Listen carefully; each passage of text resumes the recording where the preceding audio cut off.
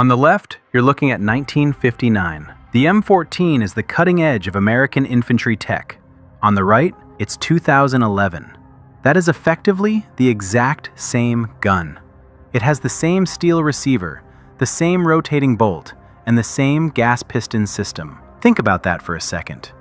Every other piece of 1950s military hardware, the tanks, the jets, the radios, is sitting in a museum or a scrap heap. But this slab of wood and steel was still drawing blood 50 years after it was supposedly retired. Here is the question that the Pentagon doesn't really like to answer. Why does a rifle that failed so spectacularly, a gun so flawed they actually canceled its production after just 5 years, keep showing up on the most dangerous battlefields of the 21st century?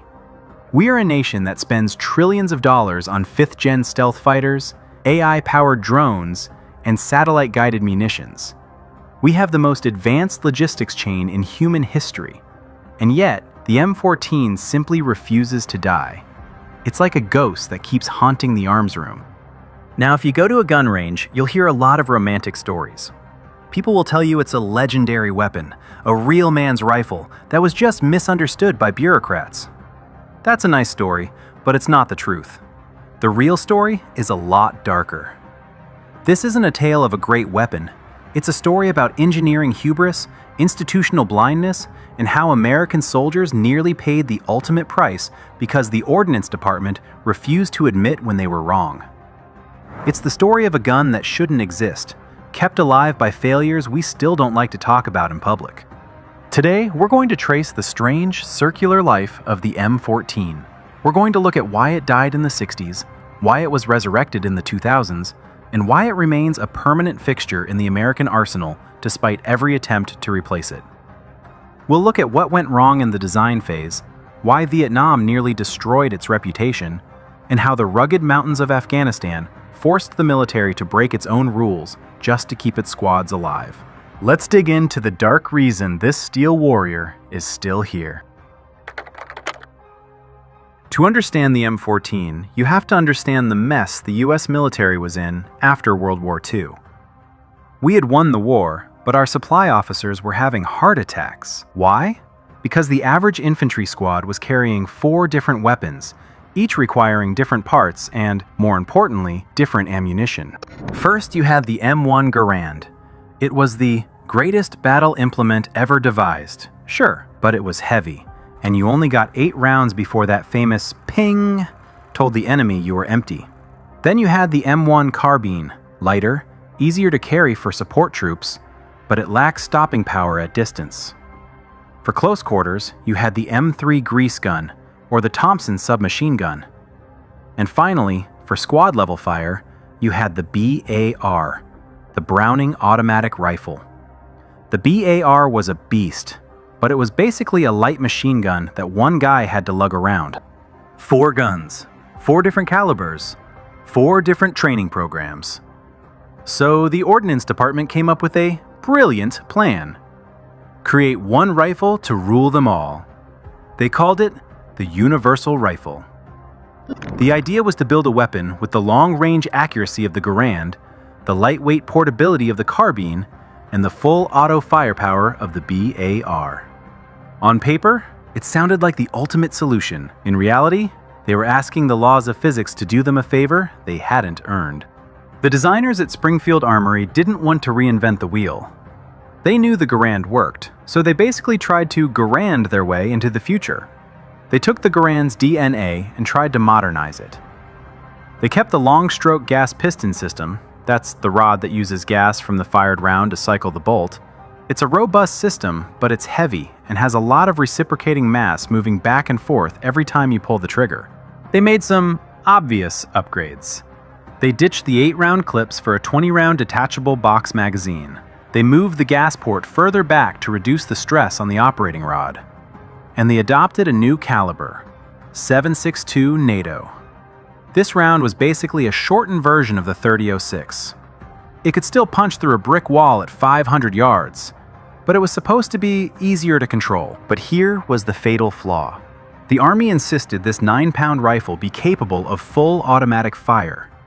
They wanted it to replace the 20-pound BAR. Think about that. You're trying to fire a full-powered battle rifle round at 700 rounds per minute out of a gun that weighs half as much as a machine gun. It was like trying to put a Ferrari engine inside a lawnmower and expecting it not to shake itself to pieces. While America was tinkering with the M14, the rest of the world was moving on. In Belgium, the designers at FN were building the FAL, the right arm of the free world. The FAL was modern. It had adjustable gas settings, better ergonomics, and it handled the 7.62 round much better than the M14 prototypes. In head-to-head testing, the FAL, or the T-48 as the Americans called it, beat the M14 in almost every category that mattered. It was more reliable in the mud, easier to maintain, and far more controllable on full auto. So why didn't the US Army just buy the Belgian gun? Pride. Simple, old-fashioned, not invented here syndrome. This was the 1950s. We had just won the biggest war in history. The Ordnance Department couldn't fathom the idea of an American soldier carrying a European rifle. So, they cooked the books. They biased the tests toward the M14. They told Congress that the M14 could be built on existing M1 Garand machinery, which would save the taxpayers millions. It was a lie. The M14 was different enough that almost all the tooling had to be custom-made. The costs spiraled out of control, production was delayed by years, and by the time the first M14s reached troops in the early 60s, the design was already obsolete. And then there was the wood. The Army insisted on beautiful American walnut stocks. It looked great on a parade deck, but wood is a living material. When the M14 finally arrived in the humid, triple canopy jungles of Vietnam, the disaster became apparent. The walnut absorbed the moisture, it swelled, it warped, and because the M14's accuracy depends on the bedding, the way the metal action sits in the wood, the warping changed the point of impact. A soldier could zero his rifle in the morning, hike through a rainstorm at noon, and by 2 p.m., he'd be missing a target at 100 yards because his stock had shifted 3 millimeters. You cannot fight a war with a rifle that changes its mind about where it's aiming every time it gets humid. By 1965, the M14 was failing the ultimate test.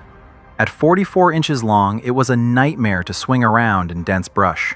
In the 100-degree heat of the jungle, carrying a 12-pound rifle and a dozen 20-round magazines was exhausting. But the worst part was the fire selector.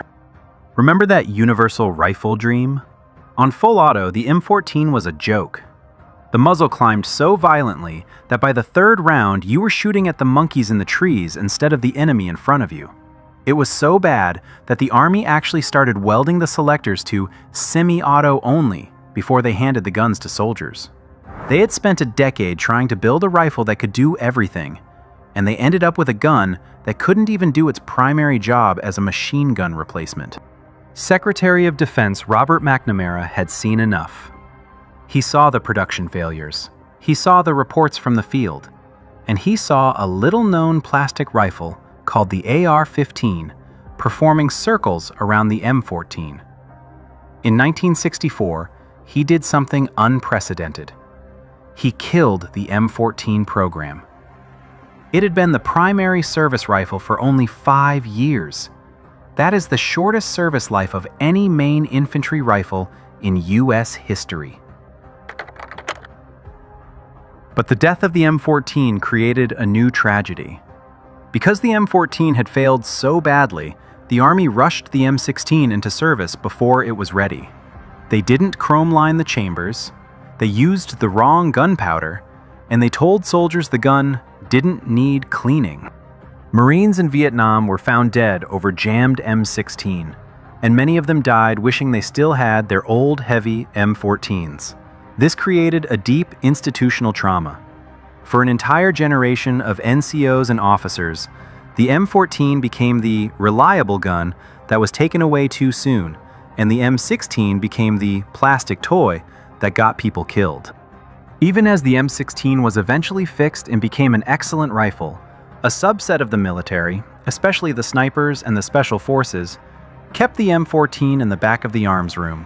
They used it as the M21 sniper rifle. They used it for ceremonial guards, but for 30 years, the M14 was essentially a ghost. It was a relic of a failed philosophy, waiting in cosmoline-covered crates in warehouses across the country. Fast forward to 2001. The US military is now optimized for modern warfare. We have the M4 Carbine, a short, light, 5.56mm rifle designed for clearing rooms in cities or jumping out of Humvees. For 30 years, we assumed every fight would be at close range. We assumed the volume of fire would always beat raw power. Then we went to Afghanistan.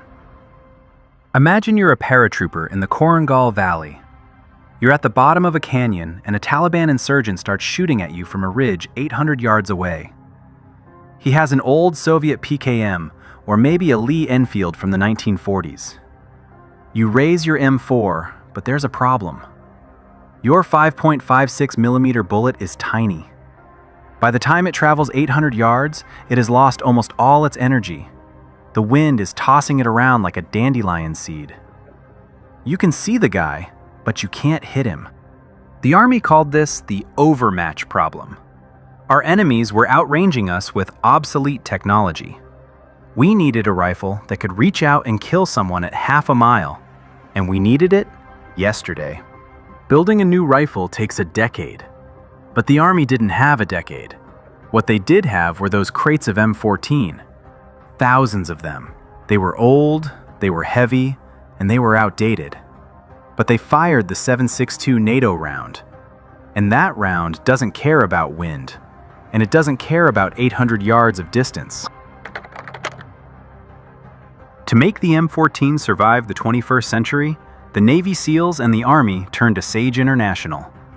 They created the Enhanced Battle Rifle, or EBR chassis. They didn't change the gun's internal mechanics. They just ripped the guts out of the old 1950s rifles and dropped them into a high-tech aluminum frame. This was a Frankenstein's monster of a gun. It had Picatinny rails for scopes and lasers, a telescoping stock, and a pistol grip.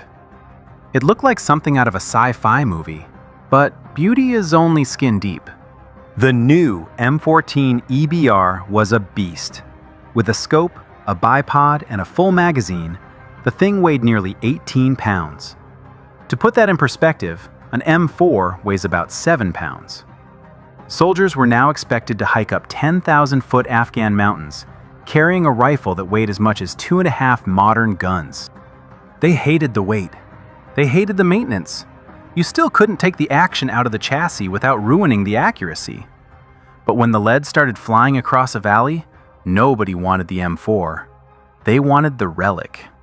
The M14 EBR became the designated marksman's lifeline. It was a gun that the military had tried to bury 3 times, and every time, the reality of combat dug it back up. So, what is the dark reason the M14 is still in service? Is it because it's a masterpiece? No. It's because the M14 is the ultimate monument to military unreadiness. The M14 exists today because for 40 years, the US military leadership convinced themselves that the physics of the firefight had changed. They believed that long-range marksmanship was a thing of the past. They bet everything on short-range, high-volume fire. And they were wrong. We didn't keep the M14 because we loved it. We kept it because we were caught with our pants down. We were so unprepared for the reality of long-range mountain warfare that we had to go screaming back to a 1950s warehouse to find a solution. We spent thousands of dollars per gun to modernize a platform that was fundamentally flawed, simply because we had no other choice. The M14 isn't a success story, it's a safety net. It's the gun we use when our billion-dollar theories about the future of war fall apart in the mud. Today, the M14 is finally, truly, being phased out. The M110 SAS and the new XM7 rifle are finally providing the military with purpose-built, 21st century tools for long-range combat. These new guns are lighter, more reliable, and better designed. But I'll make you a bet. In 20 or 30 years, when the US finds itself in a conflict we didn't predict, in an environment we didn't plan for, some supply sergeant is going to go looking for a crate. He's going to find an old steel receiver with U.S. Rifle M14 stamped on the heel. Because at the end of the day, war comes down to a very simple, very old problem. Someone is trying to kill you from a long way away, and you need to hit them first. Technology changes, but the geometry of the battlefield is permanent. The M14 is finicky, it's heavy, and it's a maintenance nightmare. But it throws a heavy piece of lead very far and very fast. In the chaos of a real fight, sometimes that's the only thing that actually matters. So, what do you think? Is the M14 a misunderstood masterpiece that we should have never left behind? Or is it just a lucky relic that survived on our own mistakes? Let me know in the comments. I'm curious to see if the M14 versus M16 debate is still as heated today as it was in 1965.